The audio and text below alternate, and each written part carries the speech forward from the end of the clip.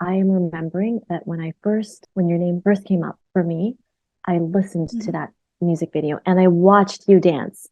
And I remember getting emotional and Oh, I had tears in my eyes because the emotion that I felt was this piece must have been so hard for Kim to create.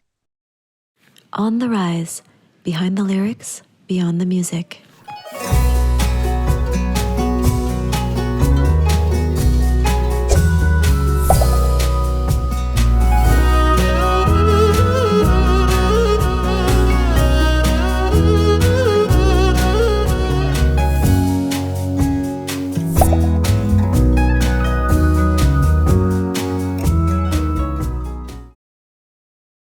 Hello and welcome to this podcast on the rise, behind the lyrics, beyond the music. This podcast is dedicated to exploring incredible, emerging, and established artists in the music industry who share a passion for making meaningful art, a connection with Asian heritage, and a role in shaping our communities.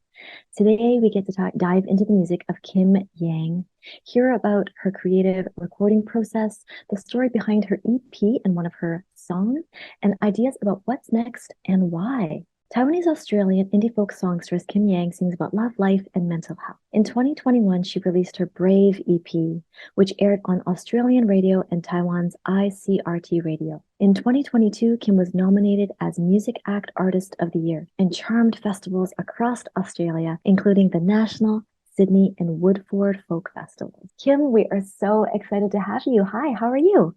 hello, Gina. Good, I'm very well. How about you? I'm doing great. And thank you so much for taking this interview. I've just given our audiences a little bit of an introduction to who you are, but I want to give you the chance to introduce yourself as well to our audiences. Yeah, sure. Well, I am a Australian singer-songwriter, and I'm also from Taiwan.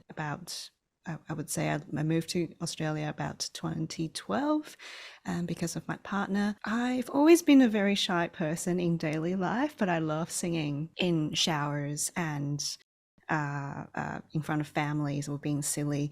But then I sort of always keep that passion on singing.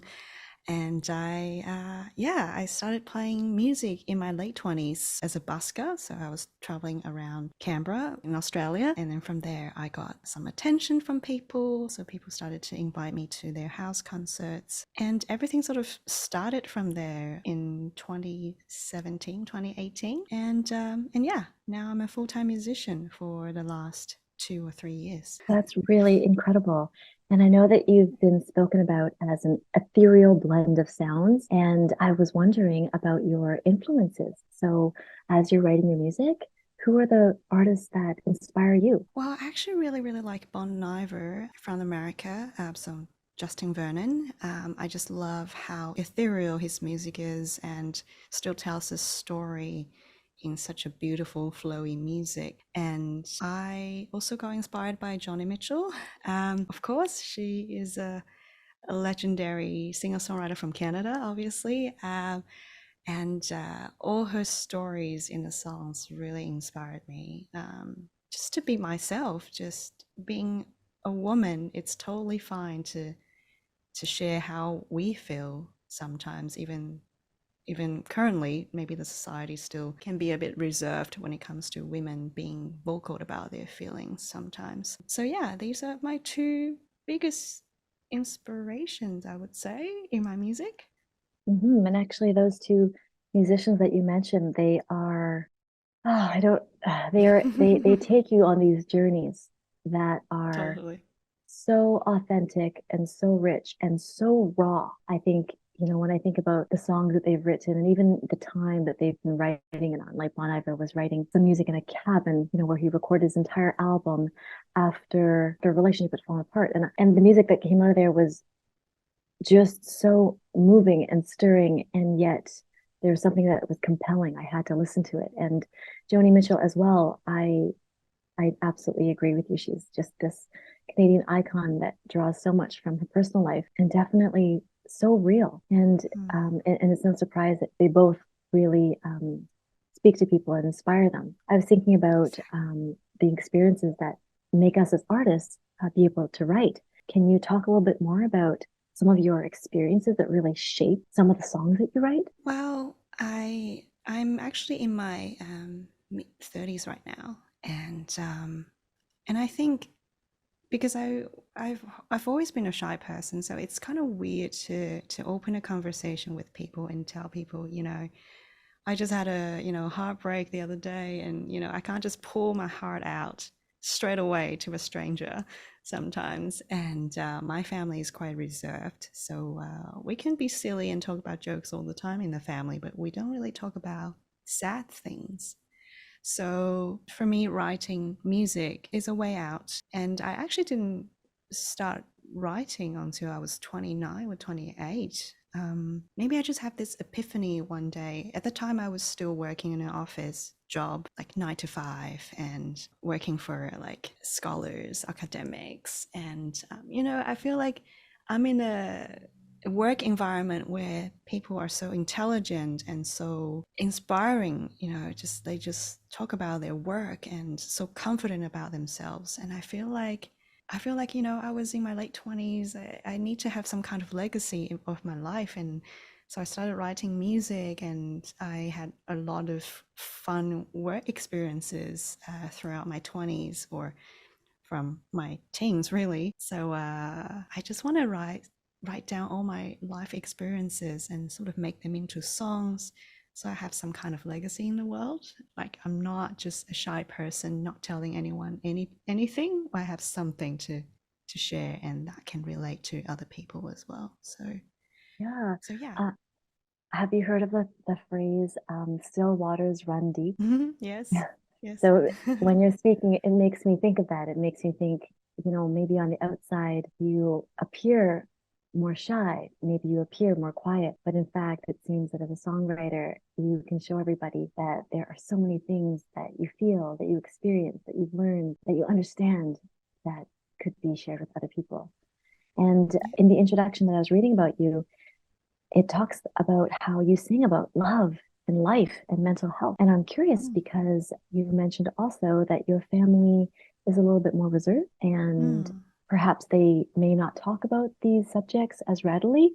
So when you dive into these subjects, love or mental health, is that something that you feel that they can understand? Or maybe that's not the point. The point isn't for them to understand that, but is that something for you to do, knowing that your parents and your family may be listening to this? Yeah, totally.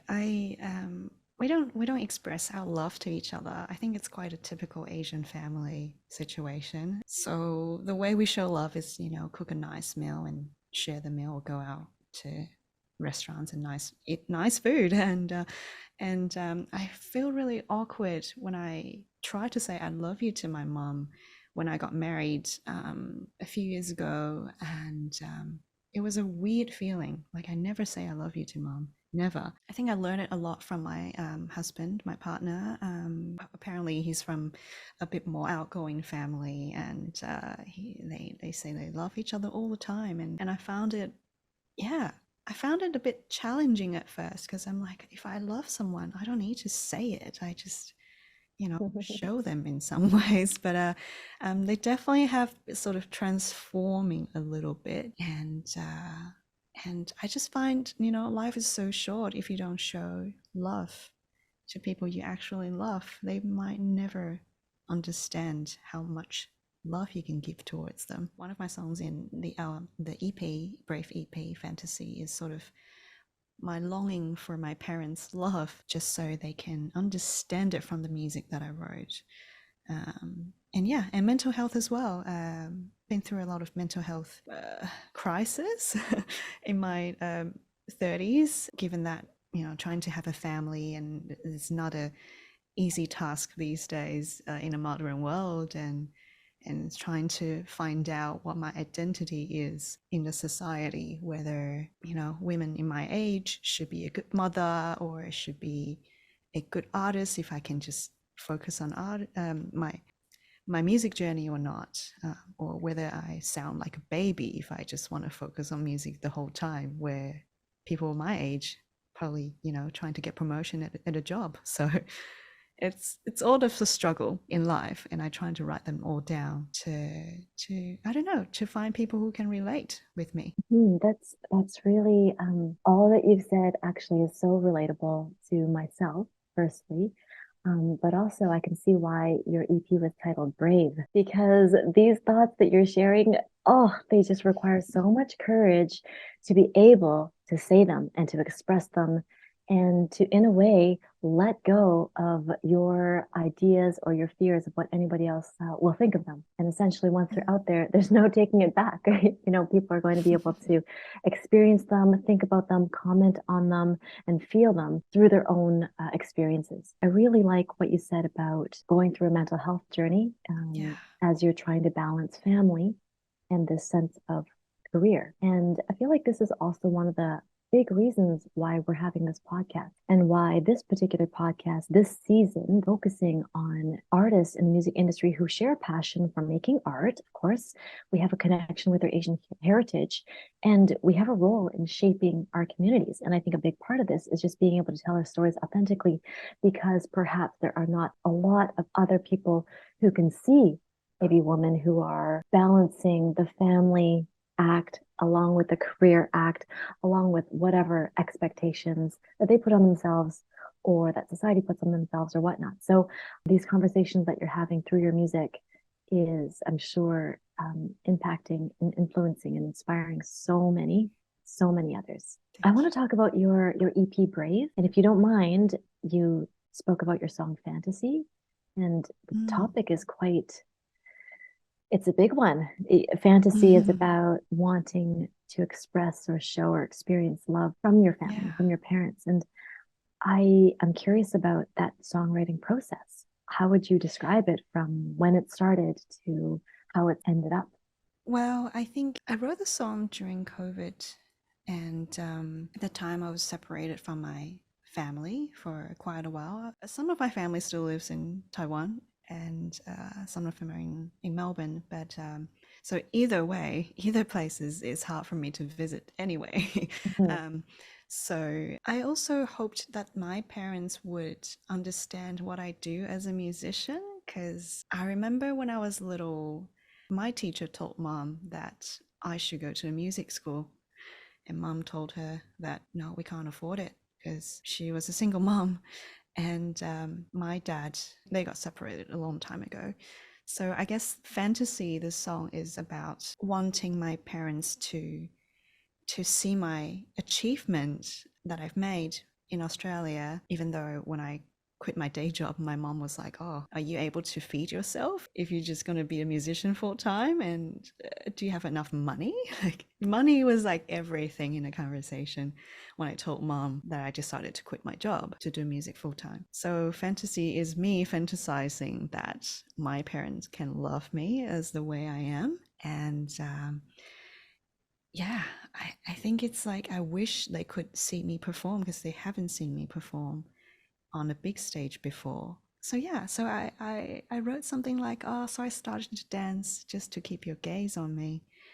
And I made a music video on a big, sort of a small local theater, and I sort of danced. I learned to dance, and then to make this music video kind of, I don't know, just interesting for people to see that I try my best to learn how to dance. It's like I try my best to release my music, and hoping that my parents can see me in a spotlight sometime, Mhm. one day maybe. It's so interesting because I can feel this tension of you being an accomplished, talented, capable, intelligent, creative, incredible artist, adult, professional, all of that. And yet still understanding that deep inside of you, there's a sense of being feeling like a child, that child from the perspective of your parents. And that tension is something that I think so many people, especially certain Asian upbringings, would experience as well. And Kim, as you were talking about those lyrics, I am remembering that when your name first came up for me, I listened to Mhm. that music video and I watched you dance. And I remember getting emotional and Oh, I had tears in my eyes because the emotion that I felt was this piece must have been so hard for Kim to create. And this piece is definitely something that is being presented out of love for somebody else so that they can experience it. Because in of itself, it's just so hard. It's so vulnerable. And who would want to open up their soul and their heart just like that for everybody, unless the purpose was bigger? And just as you're saying those lyrics, I'm thinking, yes, I absolutely remember that song. I absolutely saw you dancing, and I absolutely felt, wow, thank you, Kim, for making this music, because it is so brave of you, and it is connecting with so many others. And I can really feel that spirit of reaching out and wanting to love somebody through that music. So, you know what? I want to give the audience a chance to listen to that song. So let's pause for a moment, and we're going to put on Fantasy.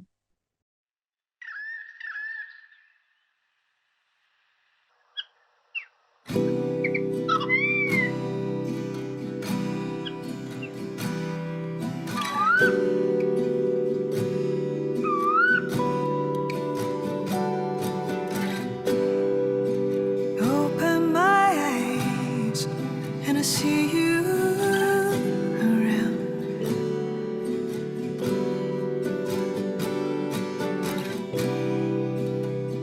You stand up smiling, giving me your applause.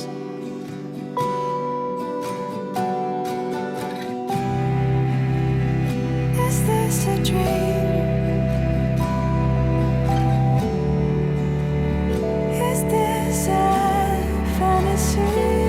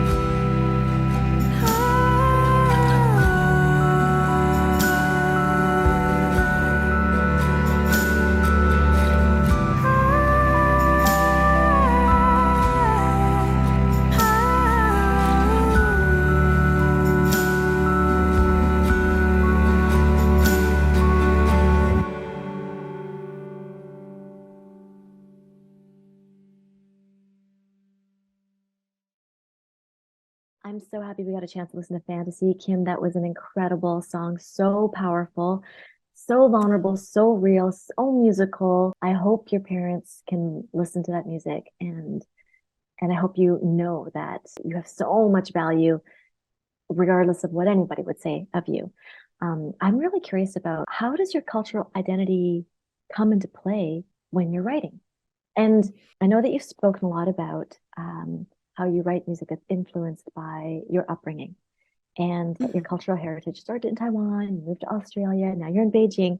And I'm just wondering if you can expand on that a little bit. Can you tell us more about how your cultural identity, how you recognize it in your music? Yeah, I find it's a very complicated question and I can probably give you a very complicated answer as well.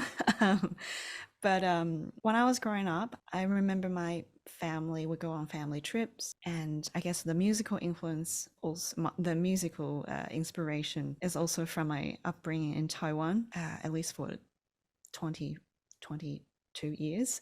And I absolutely love the Taiwanese folk music, which can be quite similar to Southern Chinese music as well, with really soft flute.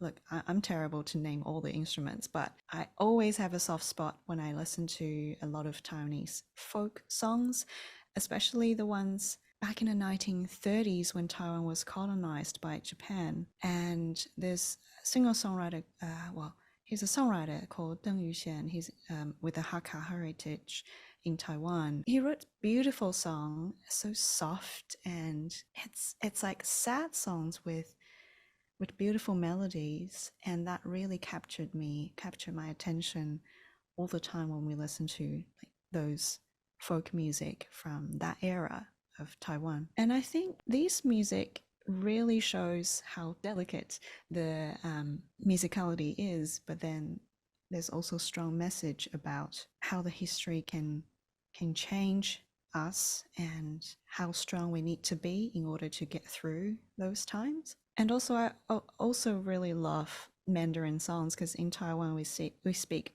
Taiwanese Hakka and Taiwanese Hokkien and Mandarin as well. So there's a lot of influences in different languages in Taiwan, and of course we also have our Aboriginal people. And I always find it really interesting to tell people about the Taiwan history and why am I being proud of being a Taiwanese person. There's a mixture of everything on this island, and the Aboriginal culture is so rich as well. Their music is fascinating, and I love the tribal history as well. So it's a lot. It's hard to wrap it up for you. Mhm. I find there's so much complicity when it comes to Taiwan, and of course, Taiwan and China has both have similar history background up until the late 20th century. So it's a complicated place, and I'm also proud of knowing that my background is a complicated background.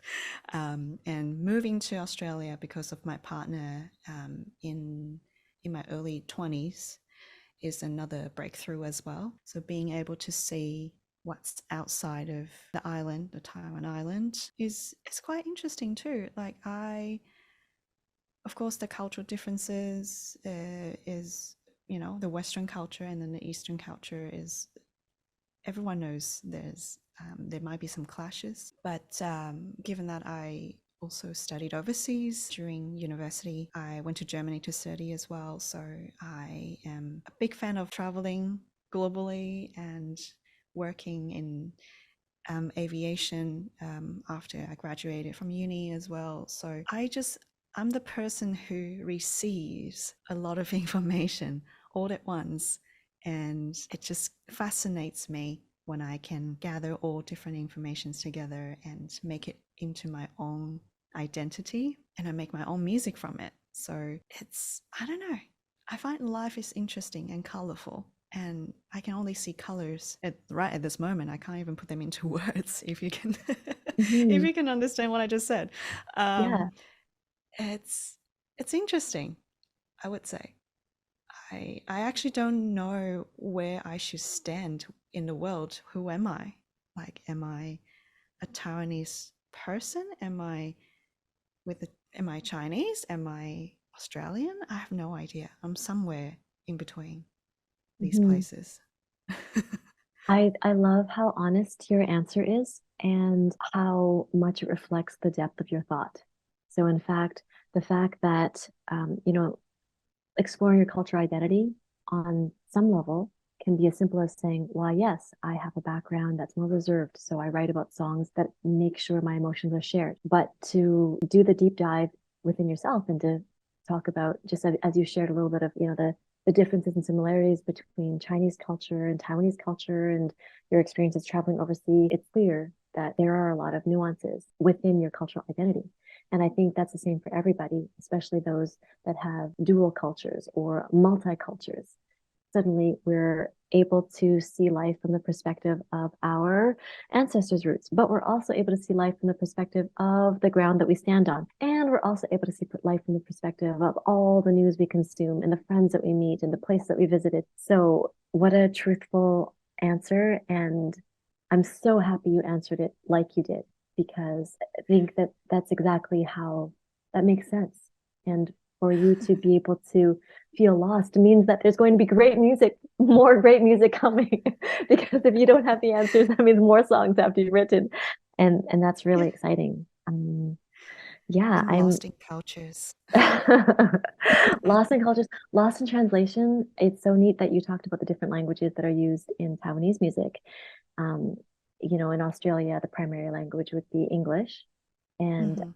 do you play with other languages in your music, or do you want to play with other languages in your music? Yeah, definitely. So recently I was a part of the Global Music Match project, and I've met with a few Canadian Chinese artists or Chinese Canadian artists. For example, Tennyson King, we had a few things in common, and we actually started to write a few songs in half English and half Mandarin. So that's something we are going to work on even more in the next year or so. And I'm always happy to explore languages, and or apparently I speak Mandarin as well. So it's also nice to help other artists with, say, Mandarin as the second language or the third language. I'm happy to help them to go through all these lyrics and what that might mean to them and all that stuff. So I think it's a new project for me to explore music in a different language and how to join different cultures together in a song. Yeah, I love the way that the direction of music going forward seems to be so much about collaboration and about Mm. learning from others and taking the chance to share your ideas with other people and having their ideas influence what you're writing and back and forth and so forth. I think it really is. It's a good reflection of society, kind of like where we're moving. Everybody's kind of trying to understand each other's perspectives more deeply, and it makes everything have more perspectives rather than just one. So there's more shared perspectives, and that's really exciting. One Yeah. thing that I really want to go back to, because you talked about your EP Brave, or you said that you had released your EP Brave, and that one of your songs is Fantasy on there, and Mhm. so happy we had a chance to listen to that. Can you tell us a Mm. little bit more about the other songs on that particular album, and also some of the themes those songs are sharing? Yeah, I have like I think sometimes I ask my husband what songs in the EP is the most important to him. And he's like, Mhm. "Oh, look, I like Garden of Eden. I like everything." And even before this interview, he's like, "You should talk about Garden of Eden." But now I'm going to change my mind. I, I think Brave is always the biggest song that I want to share with everyone, as I'm the person who went through mental health issues lately, partly because I was also trying to have a family with my partner. And also at the time, I like to say yes to a lot of projects. I guess I was sort of new in the music industry, and I always say yes to new projects because I want to get my name out there. So I worked really hard. So I wrote the song Brave because I had a breakdown once about saying yes to too many things, too many ideas, and sometimes I feel like people might take advantage of me saying being you know me being saying yes to everything. So I ended up working on a lot of things that's not that necessary for me to do. I wrote Brave because yeah, I just want to say it's okay to say no to people sometimes. It's okay to look out for yourself, and just so you can go for a longer journey once you look after yourself. It's so important to take care of your mental health. It's pretty Mm, much that, being brave enough to say no. yeah. I love that. I also heard a quote a while ago saying that when you say no to something, you're actually saying yes to something else. And when you say Exactly. that, I think, oh wow, you said no to many things, but I think you're saying yes to the journey, and you're saying yes to more peace, and you're saying yes to more time with the things and the people that you want to spend the time with. So that's incredible. What I hear a lot of is this difficulty to balance the business aspect with the creative aspect, and what you've just described is one of the growing pains, I think, of Mm. becoming a career musician, a professional, trying to figure out how is it that I'm going to earn a living, but I'm not going to kill myself doing it. I'm still going to, hold on to my Yeah. values. I'm going to hold on to what I believe in. I'm not going to sacrifice, my family. I'm still going to be able to eat my meals with the people I want to eat with. I'm not going to be out the door every evening, that sort of thing. And I guess it sort of leads me to one of our last questions, which Mm. is what advice would you have now that you've been a musician for a number of years, but especially in the last couple of years, what advice would you have for aspiring musicians or even musicians who are emerging? And maybe even for musicians who are established, because these are hard questions. What advice would you give for them when you're trying to make these decisions and be creative while also managing your professional life? I think the best advice I can give is please do not compare yourself with others. Please just focus on what you can do, and it doesn't matter what other people think about you. It's just a way to keep yourself sane in your practice as an artist. As you know, if you go on social media, people show the best part of themselves every time, all the time. And I guess I just wanted to remind people that it's great. Yeah, we can celebrate others' success in music, but it's also okay for us to step back a little bit and always revise what we are actually doing right now. Is this beneficial to us to do such thing? Should we really necessarily to copy what other people do? I think it's always a good thing to find your own niche, your own crowd. It's going to be hard, but just to make sure you can have a bit more sustainable career path, or just want to make music you want, you have to stop comparing yourself with other people, other artists. You can, however, celebrate other people's success, and hopefully one day they will do the same for you. But again, don't expect too much sometimes.